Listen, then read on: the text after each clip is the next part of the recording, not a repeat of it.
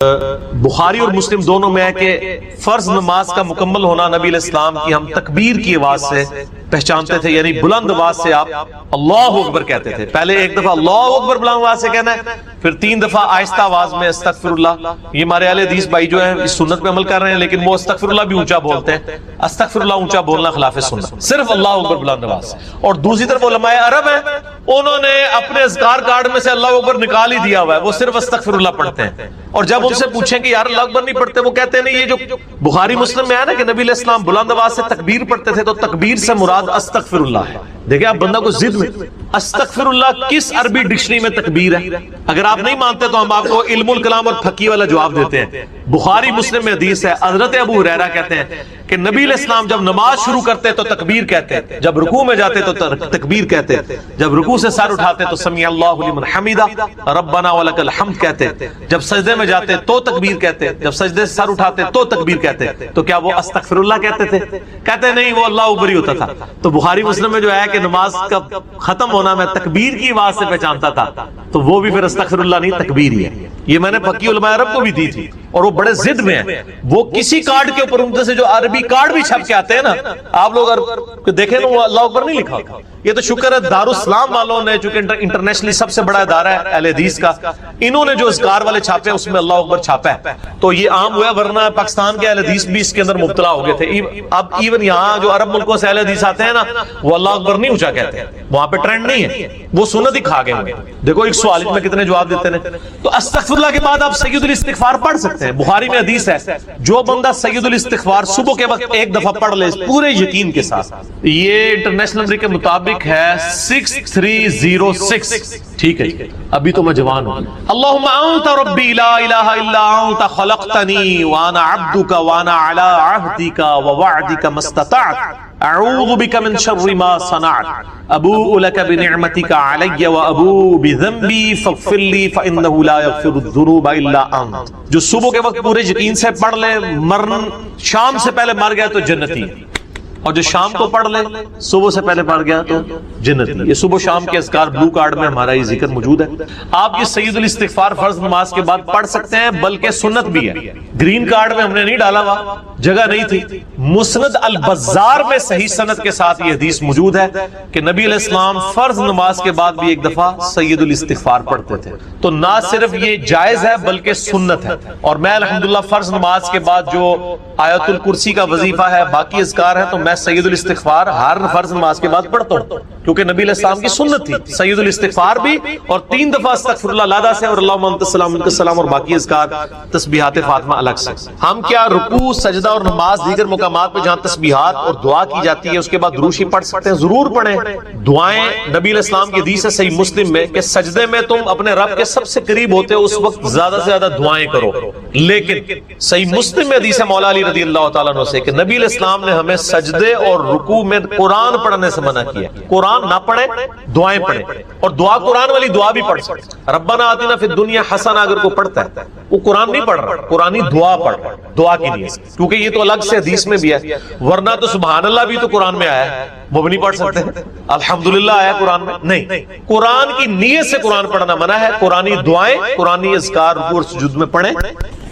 بلکہ نبی علیہ السلام دعا نہیں پڑھتے تھے، سبحانک اللہم ربنا وبحمدک اللہم اغفر لی. بخاری مسلم میں آتا ہے رکوع اور سجدے میں، یہ دعا ہی ہے، استغفار ہے، دعا ہے، اللہ مجھے بخش دے. اس کے بعد آپ دروشی پڑھیں، اللہم صلی علی محمد وعلی آل محمد. ٹھیک ہے، دروشی بھی چونکہ دعا ہے نبی علیہ السلام کے حق میں. اہل تشیع تو پڑھتے ہیں رکوع اور سجدے میں، آپ بھی پڑھیں، کوئی مسئلہ نہیں ہے. وتر میں بھی ہم تو پڑھتے ہیں اہل سنت، دعائے قنوت کے بعد درود شریف. جنازے میں بھی پڑھتے ہیں درود شریف، ہر نماز کے تشہد میں پڑھتے ہیں درود شریف. رکوع میں سجدے والی دعا منہ سے نکل جائے یا سجدے میں رکوع والی، تو کیا سجدہ صاحب ہوگا؟ کوئی نہیں کرنا ہوگا، بلکہ کئی دعائیں تو کامن ہیں. صحیح مسلم میں کہ رکوع اور سجدے میں نبی علیہ السلام پڑھتے تھے سبوح قدوس رب الملائکۃ والروح. بخاری مسلم دونوں میں ہے کہ نبی علیہ السلام رکوع اور سجدے دونوں میں پڑھتے تھے سبحانک اللہم ربنا وبحمدک اللہم اغفر لی. دعائیں کامن ہیں. ایک دعا ہے جو ڈیفرنٹ ہے، جو ترمذی میں آئی ہے کہ نبی علیہ السلام حکم دیتے کہ رکوع میں پڑھیں سبحان ربی العظیم اور سجدے میں پڑھیں سبحان ربی الاعلی. یہ انٹرچینج بھی ہو جائے، اصل مقصد تسبیحات ہے. سجدہ صاحب واجب نہیں ہوگا، نماز ہو جائے گی. کیا درس کے دوران بندہ دل سے کوئی ذکر کر سکتا ہے یا درس خاموشی سے سنے؟ کر سکتے ہیں ذکر، جمعے کے خطبے کا پروٹوکول ہے کہ اس کے دوران آپ نے کچھ نہیں کرنا.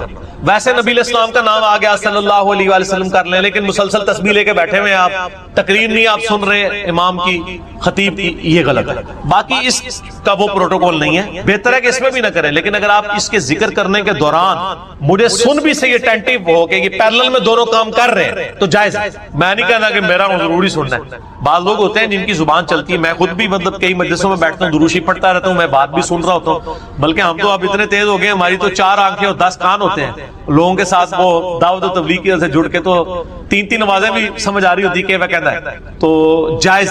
جو اللہ کی طرف رجوع لانے والے ہیں ان کی نشانی ساتھ ہی بتا دی. الذین آمنوا, وہ لوگ جو کہ ایمان لے آتے ہیں, وتطمئن قلوبہم بذکر اللہ, اور پھر ان کی حالت یہ ہوتی ہے کہ ان کے دلوں کو سکون اللہ کی یاد ہی میں آتا ہے. الا بذکر اللہ تطمئن القلوب, آگاہ ہو جاؤ اللہ کے ذکر ہی میں دلوں کا سکون ہے. یہ سورۃ الرعد کی آیت نمبر 28 کا وہ پورشن ہے جو ہم نے اپنے دونوں اذکار کارڈ, صبح شام کے اذکار کارڈ اور فرض نماز کے بعد اذکار کارڈ کے اوپر یہ آیت ٹاپ کے اوپر لکھی ہوئی ہے. آگاہ ہو جاؤ, کان کھول کر سن لو کہ اللہ کی یاد میں, اللہ کے ذکر میں ہی دلوں کا سکون ہے. اب یہ آیت ایسی ہے کہ اگلا پورا درس اور کئی ایک لیکچر صرف اس ایک آیت کے اوپر ہو سکتے ہیں اگر کراس ریفرنس میں ہم آیات اور احادیث کو کنسیڈر کریں. یہی وجہ ہے کہ پچھلی جو میری قرآن کلاسز 344 لیکچرز میں کمپلیٹ ہوئی تھی نا, اس چھوٹے سے ٹکڑے پہ میں نے 6 لیکچر دیے تھے. اللہ بذکر اللہ تطمئن القلوب, 6 لیکچر. مسئلہ نمبر 111 ABC, پھر 112 ABC, اور تینوں لیکچر جو ہے وہ 1 گھنٹے سے زیادہ ہے, 6 کے 6 لیکچر.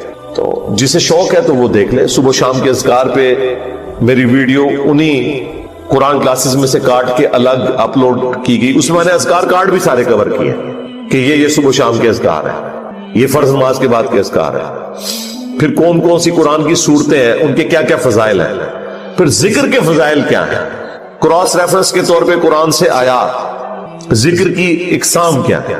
دیکھیں, ایک ذکر کی وہ قسم ہے جو اللہ تعالیٰ نے آپ کے اوپر اوبلیگیٹری کرتی ہے, اس کے بغیر چارہ نہیں, وہ ہے نماز. وَأَقِمِ الصَّلَاةَ لِذِكْرِي, میری یاد کے لیے نماز کو قائم ہے. اس کانٹیکسٹ میں بخاری مسلم میں حدیث ہے, نبی علیہ السلام ایک سفر میں تھے اور رات کو مشورہ کیا کہ فجر نماز پڑھ کے ہی سوئیں گے اب سفر میں. کچھ اصحاب نے کہا کہ نہیں یا رسول اللہ تھوڑا سا آرام کر لیتے ہیں, ایک آدھ بندے کی ڈیوٹی لگا دیں وہ ہمیں جگا دے گا. حضرت بلال کی ڈیوٹی لگائی گئی اور وہ اپنی سواری پہ مشرق کی طرف رخ کر کے بیٹھ گئے کہ جیسے ہی صبح صادق ہوگی, جو پو پھوٹتی ہے فجر کا وقت داخل ہوتے وقت, جو رات کے اینڈ ہونے کی نشانی ہوتی ہے, تو وہ باقیوں کو جگائیں گے. بس وہ بھی سو گئے. ہاں, جو قوالی لکھی ہوئی ہے اس میں تو سورج بھی نہیں نکلا تھا, لیکن یہاں سورج نکل آیا کیونکہ یہ مسلم شریف میں لکھا ہوا ہے, وہ مولانا شریف میں لکھا ہوا ہے. بخاری میں تو تھوڑا سا حصہ ہے, مسلم میں پورا یہ واقعہ ہے. سب سے پہلے نبی علیہ السلام کی آنکھ کھلی اور سورج بلند ہو چکا ہے. آپ علیہ السلام نے کہا سب سے پہلے تو یہاں سے اٹھو نا, اس علاقے میں شیطان کا غلبہ ہے جس کی وجہ سے یہ سب کچھ ہوا. آگے چل کے پڑاؤ کرتے ہیں. آگے جا کے پڑاؤ کیا. نبی علیہ السلام نے اپنے مؤذن کو بلا کے پوچھا کہ بھئی تیری ڈیوٹی لگائی تھی. آگے دیکھیں اس نے اسٹریٹ فارورڈ جواب دیا, کوئی گستاخی نہیں. اس نے کہا یا رسول اللہ جس طرح آپ کو نیند آ گئی مجھے بھی آ گئی. ٹھیک ہے, ادھر تو بڑی گستاخی یہ شمار کیا جائے گا. تو نبی علیہ السلام نے کوئی نہیں ڈانٹا, بالکل نیچرل چیز ہے. اس زمانے میں اگر کوئی الارم ہوتا تو پھر ایسا ہوتا بھی نہ. یہ تو دیکھیں ہم کتنی سہولت میں ہیں, بھلے رات کو 12-1 بجے بھی سوئے نا تو الارم لگایا ہوتا ہے, یقین ہوتا ہے کہ اس الارم کی آواز میں اٹھ جائیں گے. ورنہ اگلے زمانوں میں جب الارم نہیں تھے تو لوگ تو پوری رات پتہ نہیں کتنی دفعہ کروٹ لیتے ہوں گے کہ کہیں فجر ہی نہ قضا ہو جائے. تو ہماری زندگی کتنی آسان ہو گئی ہے اس کی وجہ سے.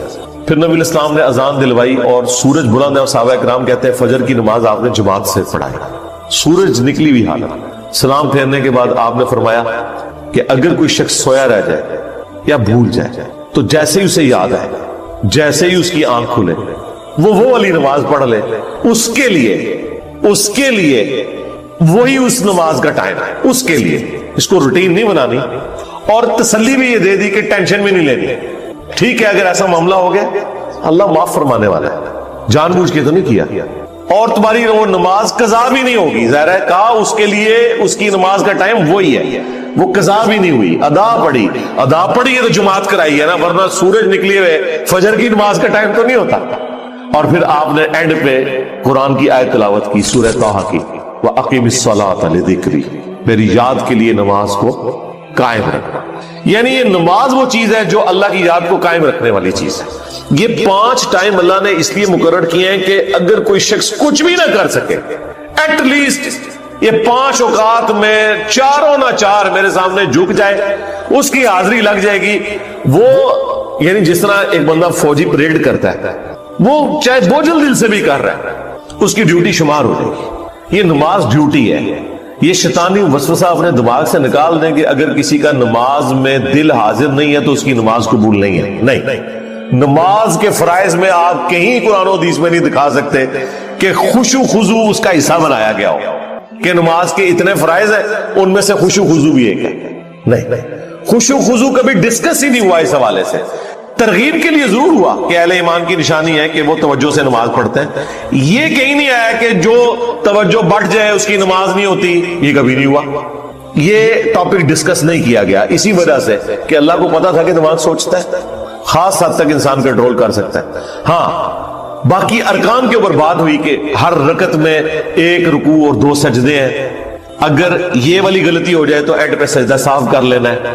لیکن کہیں پہ خشوع خضوع نہیں ڈسکس ہوا کہ اگر کسی کو خیال آیا تو وہ نماز ہی دوبارہ پڑھے یا وہ اینڈ پہ سجدہ صاف کرے. یہ بات ڈسکس نہیں کی گئی اسی وجہ سے کہ اللہ کو پتا تھا کہ یہ ایک ڈیوٹی ہے جو انسان نے پوری کرنی ہے. اور اس دھاگے کے ساتھ انسان پھر بندہ رہتا ہے جب, تو یہ 5 اوقات میں جب اللہ کے سامنے آتا ہے نا تو پھر وہ اللہ تعالیٰ سے اپنا دامن چھڑا نہیں سکتا. باقی کی زندگی بھی اس کی پازیٹیو ہو جاتی ہے.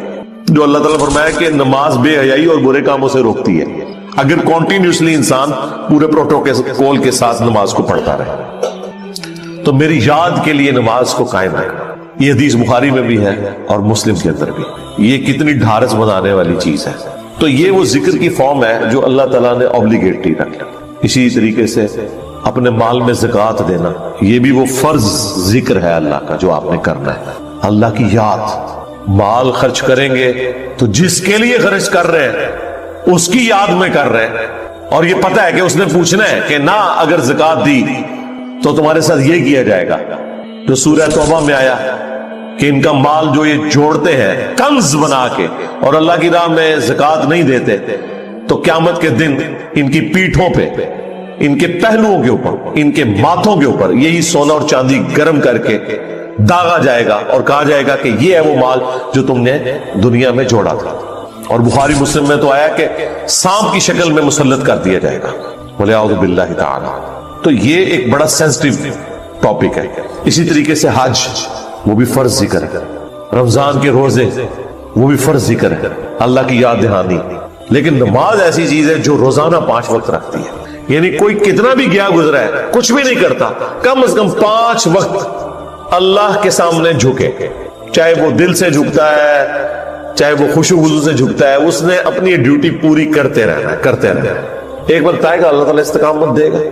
ترجمہ یاد کریں, خشوع خضوع کا اہتمام کریں تو انشاءاللہ اللہ تعالیٰ یہ آسانیاں پیدا کر دے گا آپ کے لیے. یہ وہ ذکر ہے جو فرض ذکر ہے. دوسرا ذکر وہ ہے جو اللہ تبارک و تعالیٰ نے قرآن کے لیے یوز کیا.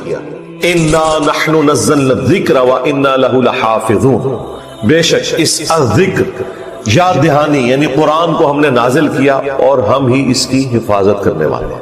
تو قرآن بھی اللہ کا ذکر ہے, اللہ کو یاد دلانے والی چیز ہے. یعنی جو چیز آپ کو اللہ تعالیٰ کی یاد دلا دے, اسی لیے اسے کہا گیا الذکر. اب قرآن کی اہمیت میں بولا جائے, وہ تو پچھلے دنوں جو سویڈن میں گستاخی ہوئی اس پہ میں نے تفصیل سے صرف قرآن کے اوپر ہی سارا کچھ ڈسکشن کی ہے. پھر ہماری یہ جو نئی والی قرآن کلاسز ہیں, اس کے پہلے 6 لیکچرز جو ہیں وہ قرآن سے ہی ریلیٹڈ ہے. 40 علمی پوائنٹ میں نے ڈسکس کیے تھے, جسے شوق ہے وہ دیکھ لیں. تیسرا جو ذکر ہے جی وہ ہے الذین یذکرون اللہ قیاما وقعودا وعلی جنوبہم. اہل ایمان کی نشانی ہے کہ وہ خواہ کھڑے ہوئے ہوں, خواہ بیٹھے ہوئے ہوں, خواہ وہ اپنی کروٹوں پر لیٹ رہے ہوں, ہر حال میں اللہ کو یاد رکھتے ہیں. حتیٰ کہ دیکھیں اما عائشہ سے پوچھا گیا जनाबत के कॉन्टेक्स्ट में सही मुस्लिम में हदीस है कि क्या उस हालत में भी नबी इस्लाम अल्लाह को याद करते थे? तो उन्होंने कहा कि अल्लाह के नबी हर हाल में अल्लाह को याद किया करते थे, ख्वाह वो जुनबी भी हो। जुनबी बंदा सिर्फ कुरान की तिलावत नहीं कर सकता, नमाज नहीं पढ़ सकता, बाकी हर जिक्र कर सकता, सुबह शाम के अज़कार, बाकी चीजें, उसमें तो कोई प्रोटोकॉल भी नहीं है। ये गुस्ल, वुजू, कपड़े पाक होना, जगह पाक होना, ये सिर्फ नमाज का प्रोटोकॉल है।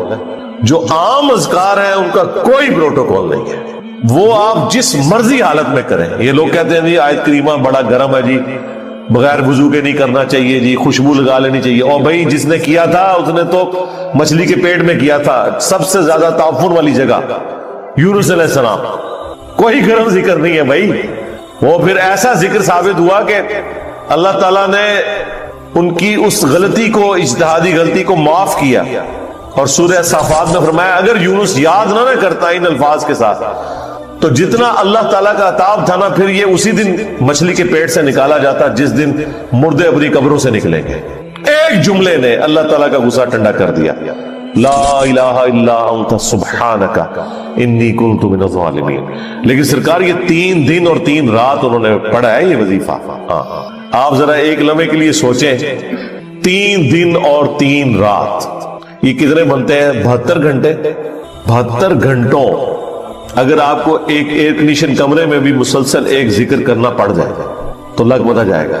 आप जरा उस शख्स के बारे में इमेजिन करें जो मछली के पेट में गुप अंधेरा है और ये भी नहीं पता कि मैं ये करूंगा तो मुझे माफी भी मिलेगी कि नहीं, और वो मुसलसल जिक्र किए जा रहा है और ये भी नहीं पता कि कितना अरसा मैंने ये जिक्र करना है, और वहां पे भी किसी कुर्सी में नहीं बैठे हुए हैं। मछली के पेट के अंदर क्या हालत होगी। लेकिन अल्लाह ताला ने उनकी दुआ सुन ली, इतनी जानदार दुआ थी। मैं तो कहता हूं ये सय्यदुल इस्तिग़फ़ार है, ला इलाहा इल्ला अंता सुब्हानक, अल्लाह तेरे सिवा कोई माबूद नहीं, तू तो गलतियों से पाक है, इन्नी कुन्तु मिनज़ ज़ालिमीन, मैं इंसान हूं तो मैं तो गलती करूंगा।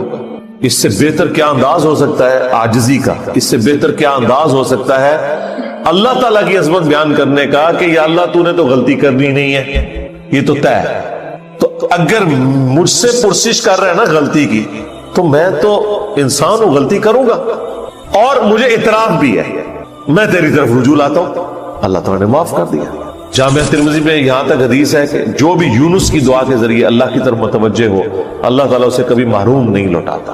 और ये हिस्सा कुरान में भी है, वकज़ालिका नुंजिल मुमिनीन, हम मोमिनीन को भी इसी तरीके से निजात देंगे। जब ये दुआ आई ना सूरह अल अंबिया में, तो साथ ये भी जिक्र आया कि अंबिया की जो ये दुआएं हैं, खुसूसन ये वाली दुआ यूनुस अलैहिस्सलाम की, कोई मोमिन भी मांगेगा हम उसे भी निजात देंगे। यार इस वक्त अहले बैत के खिलाफ एक पूरी मुहिम खड़ी की गई, आपको पता है ना, यहाँ पे अमीर शाम के नाम के नारे भी लगवाए गए। तो मैंने कहा कि हमने तो काउंटर नैरेटिव खड़ा कर दिया उसके ऊपर। तो बताने लगे एक किसी शिया जाकिर पूरे उस एक कम्युनिटी के बारे में, वो कहते हैं हम उनको मिलियंस ऑफ रुपीस सालाना देते थे, लेकिन बाद में पता चला कि वो तो शराबे पीते हैं और अय्याशियां करते हैं। तो कहते हैं ये अहले बैत के नाम के ऊपर जब अहले बैत के दिफा की बारी आई है तो ये खुद कौन से करतूत कर रहे हैं। अब अल्हम्दुलिल्लाह अहले तशय्युअ के अंदर भी अवेयरनेस आ रही है, जैसा कि बरेलवियों के अंदर अवेयरनेस आई कि पीरों फकीरों ने हमें धोखे में रखा हुआ है, ये हमारे नजरानों से याशियां कर रहे हैं। यही आपको याशियां शिया के यहाँ जाकिरीन में भी नजर आएंगे, वो सारे वो वाले काम कर रहे होंगे, अच्छे लोग भी हैं लेकिन बुरे लोग भी बीच में। तो ऐसे लोगों को मिंबरों पे ना आने दें, इन लोगों का खर्चा ना उठाएं, और ये जो सैयद के नाम के ऊपर इज्जतें वेल कर रहे हैं ना, उस सूरत में करें जब वाकई इनके काम भी हुई। अगर काम इनके नबी इस्लाम के दुश्मनों वाले हैं तो हम इनकी रिस्पेक्ट। मेरा अपना मैकेनिकल इंजीनियरिंग की यानी क्लास फेलो था यूनिवर्सिटी में, कादियानी था और सैयद था, उसके नाम के अंदर था, मैं अब नाम नहीं उसका लेता, वो एक बिल्कुल पर्सनल बात होती, तो उसका सैयद फलां शाह पूरा नाम, कितना ऐसा तो मैं पता ही नहीं चला, तो बाद में कादियानी था। अब क्या हमारे अहले तशय्युअ के यहाँ जो सैयद हैं उसको सैयद मानने के लिए तैयार हो जाएंगे? नस्ल तो है ना, जीन्स तो है ना, वो कहेंगे नहीं तालीमात छोड़ दो। तो सर आप तालीमात छोड़ दें और आप हमें कहें कि आप उम्मती हो। सर हम उम्मती सैयदों के नहीं है उम्मती तो नबी इस्लाम के लिए। यार मौला अली भी कभी, मौला अली ने ये दावा नहीं किया कि ये मेरी उम्मत है, वो भी अपने आप को غلام محمد ہی کہتے تھے. آپ شیعہ کا جو سلوگن دیکھیں وہ تو بالکل ٹھیک ہے, محمد اور آل محمد, آل علی نہیں کہتے ہیں. علی نہیں سر, سینٹرڈ پوائنٹ محمد صلی اللہ علیہ وآلہ وسلم کی ذات ہے. جس کی جو بھی عزت ہے وہ نبی علیہ السلام کی نسبت کی وجہ سے, جس کا جو بھی مرتبہ ہے وہ ان کی نسبت کی وجہ سے. اگر نبی علیہ السلام کو بیچ میں سے نکال دیتے ہیں پھر کوئی شخص کوئی مرتبہ ویل نہیں کرتا. تو محمد اور آل محمد, حالانکہ دیکھیں اولاد علی ہے لیکن نام کیا بولا جاتا ہے؟ آل محمد. کیوں؟ یہ اللہ نے رشتہ کروایا ہے. سنن نسائی میں صحیح سند کے ساتھ حدیث ہے, پہلے حضرت ابوبکر نے رشتہ مانگا تھا نبی علیہ السلام سے سیدہ فاطمہ کے لیے, جب تک کہ حضرت ابوبکر خود سسر نہیں بنے تھے. نبی علیہ السلام نے کہا میری بچی چھوٹی ہے, پھر حضرت عمر نے مانگا, فرمایا چھوٹی ہے, پھر حضرت علی نے مانگا تو رشتہ کر دیا. پہلی حدیث صحیح بخاری, اور یہ وہ آیت ہے جس کے بارے میں نے کہا تھا کہ آپ کسی بھی پاکستان کے چوک میں یہ آیت اگر تلاوت کر دیں ترجمے کے ساتھ, بھلے آپ اعلیٰ حضرت کا ہی ترجمہ پڑھ دیں, تو آپ کا غیبانہ نماز جنازہ ہمیں پڑھنا پڑ جائے گا. اتنا حوصلہ ہی نہیں کہ یہ آیت کوئی سن سکے.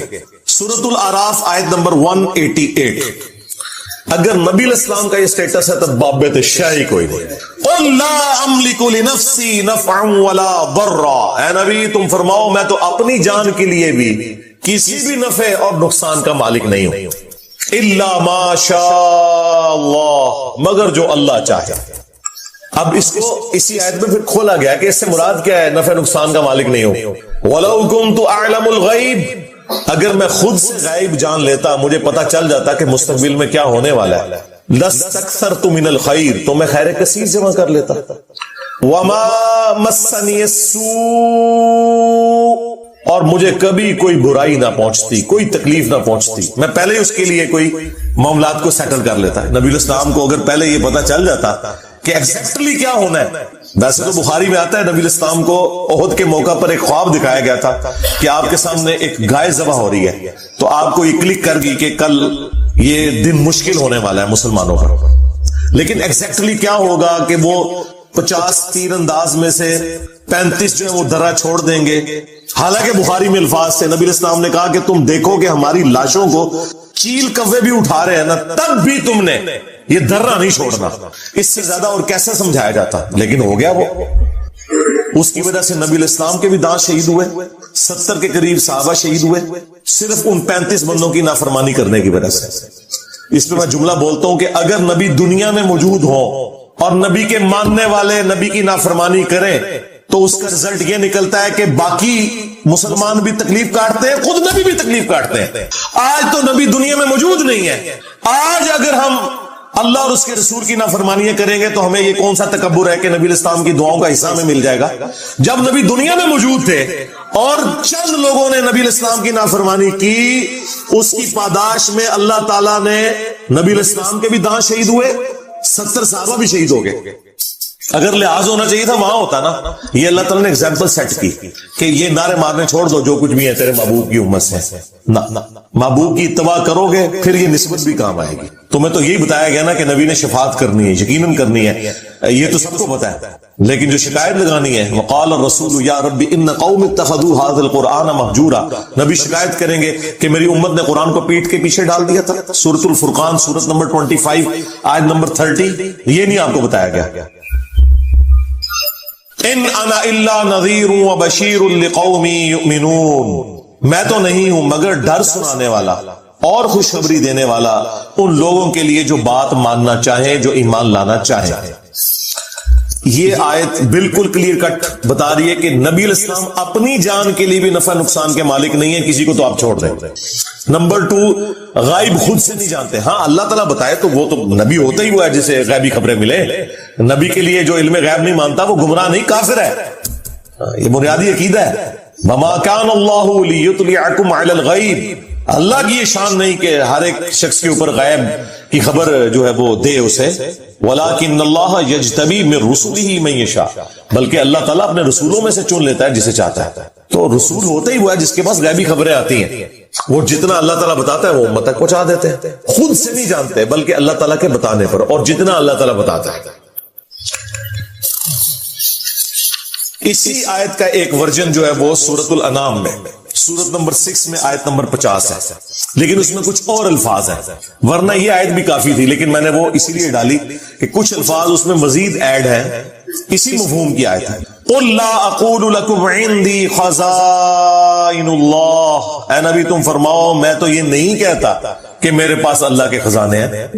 ये कहते नहीं, बुखारी मुस्लिम में है कि नबी इस्लाम को अल्लाह ताला ने कहा कि ख्वाब दिखाई गई कि जमीन के खजानों की चाबियां दे दी गई हैं। और भाई उससे मुराद रोमन्स और पर्शियंस के जो खजाने थे मुसलमानों के पास आने थे, नबी सल्लल्लाहु अलैहि वसल्लम को खुशखबरी दी गई कि आपकी उम्मत वहां तक पहुंच जाएगी। इन्होंने कहा नहीं, जो कुछ जमीन में है वो नबी इस्लाम तकसीम कर रहे हैं, खजाने दे दिए गए हैं। तो कुरान इसके लिए है, नबी तुम फरमाओ कि मैं ये दावा नहीं करता कि मेरे पास अल्लाह के कोई खजाने हैं।